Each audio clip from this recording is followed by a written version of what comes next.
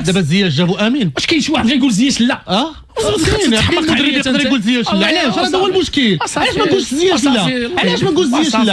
علاش الا كان غيكون زياش، الا كان زياش غيكون عيب على الفريق. الا باش عرفتي انت هاد راه الى احصائيات كاين ارقام. راه انا هنا السي عادل، انا هنا قلت لك انا عادل على انه زياش ملي جا قلت لك على انه كزياش كلاعب استثماريا ولكن راه هنا قلت لك عللت لك قلت لك على انه راه عام ما لعبش، ما عندوش دقائق المباريات، السيد ما عندوش لي كومبيتيسيون، ما عندوش الماتشات في رجليه، راه هو يدخل تيلعب 10 دقائق وكيمشي. واش عيب ولا ماشي عيب؟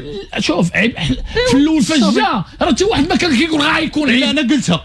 اش قلتي؟ قلتها هنا. رجع راه الارشيف. اشنو قلتي؟ رجع انا نقول شنو قلت. واش كاين شي واحد غيقول زياش غيجي يلعب يقول لي لا؟ انا نقول لك شنو قلت. وباش عرفتي انت ما غيكون عيب. انا عطيتك احصائيات، عطيتك ارقام. دابا خليك فاش جا راه معطيات. كنتي كتعلم من الغيب انت. كتعلم من الغيب. لا ماشي كنعلم من الغيب، كيعلموا الله سبحانه وتعالى. انا جايك زياش كندوي معاك الارقام، كندوي معاك الاحصائيات، كندوي معاك الارقام ما تتكذبش. ارقام ما تتكذبش. عام ما لعبتيش، عام مونك كومبيتيسيون، ما بقاش بغات حتى شي فرقه، ما عندكش دقائق ديال اللاعب.